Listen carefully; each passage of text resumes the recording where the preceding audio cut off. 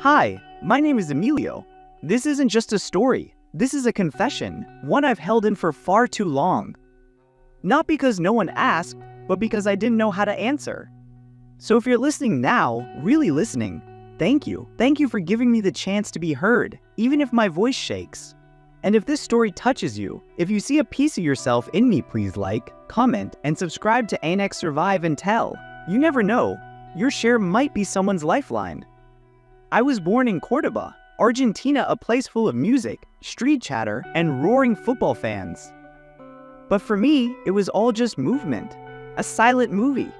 I was born with bilateral hearing loss, both ears, profound. For the first few years, I lived in a bubble. My parents didn't know. Doctors brushed it off as slow learning. But I wasn't slow. I was scared and disconnected. By age 5, I had hearing aids. And that's when I realized just how noisy the world really is. But by then, the world had already drawn its lines. I was different. I was defective. I didn't hate learning, I hated being watched.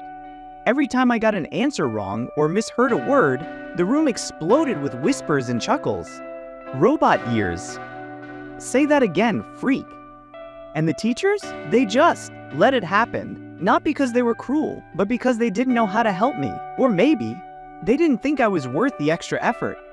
I started to draw on the corners of my notebooks. Faces with closed mouths, words trapped in bubbles, monsters made of sound. That was my language. That was my therapy. My dad was a mechanic, a proud, tough man, not very expressive. He thought pain was a weakness you had to beat out of your body. You're not broken, Emilio. You're lazy.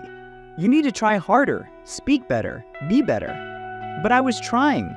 So hard, every single day. I wasn't lazy, I was exhausted. My mom loved me, but she was always careful not to upset my dad. She avoided conflict like fire.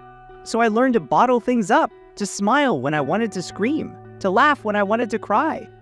In 7th grade, we had a group presentation. I practiced my part for weeks, memorized every line. But when it was my turn, someone in the back mimicked my voice, my imperfect pronunciation. The class laughed. The teacher laughed too. I stood there frozen, numb. Later that day, I locked myself in the school bathroom and started punching the wall over and over until my knuckles were raw. Not because I was angry at anyone, but because I hated myself. Because I wanted out of my own skin. That night, I drew a picture.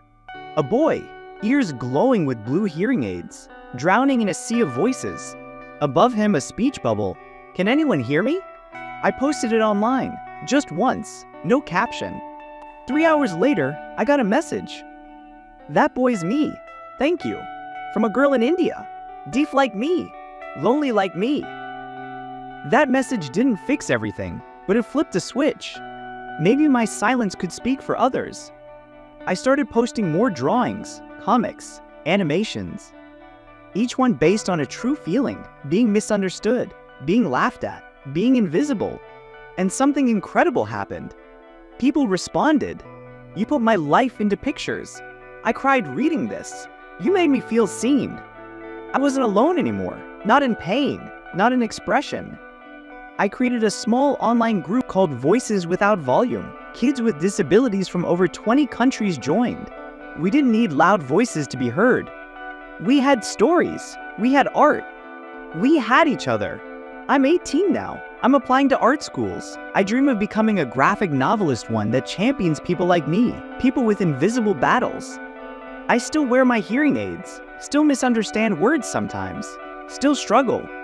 But I've stopped blaming myself for it. I'm not defective. I'm different. I'm not broken. I'm bent into something stronger. And maybe, just maybe, I was never meant to fit in.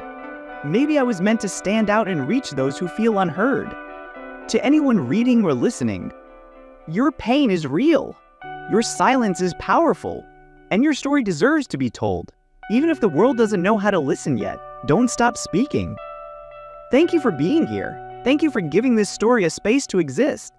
Like, comment, share, and subscribe to Annex Survive and Tell. Together, we survive. Together, we tell. Together, we remind the world. You don't have to hear someone to understand them.